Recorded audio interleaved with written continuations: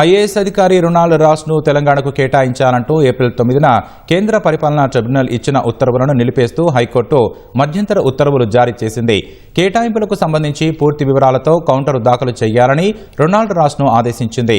Ronald రాస్ను తెలంగాణకు కేటాయించాలంటూ cat ఇచ్చిన ఆదేశాలను సవాలు చేస్తూ కేంద్రం హైకోర్టులో పిటిషన్ దాఖలు చేసింది. దీనిపై ప్రధాన న్యాయమూర్తి justice Aparesh Kumar Singh, justice J మొయినుద్దీన్లతో కూడిన ధర్మాసనం విచారణ చేపట్టింది. కేంద్రం తరపున అదనపు solicitor general P Narasimha Sharma వాదనలు వినిపిస్తూ హైకోర్టు ఆదేశాల మేరకు కేంద్రం ఇన్లేల్కర్ కమిటీ సిఫార్సుల మేరకు కేంద్రం బదిలీ ఉత్తర్వులు జారీ చేసిందన్నారు. వీటిపై క్యాట్ హైకోర్టులో ఉత్తర్వులు ఇవ్వడానికి నిరాకరించడంతో వారు ఆయా రాష్ట్రాల్లో విధుల్లో చేరారన్నారు. అనంతరం రొనాల్డ్ రాస్ను తెలంగాణకు కేటాయించాలని క్యాట్ ఉత్తర్వులు జారీ చేయడం చెల్లదన్నారు.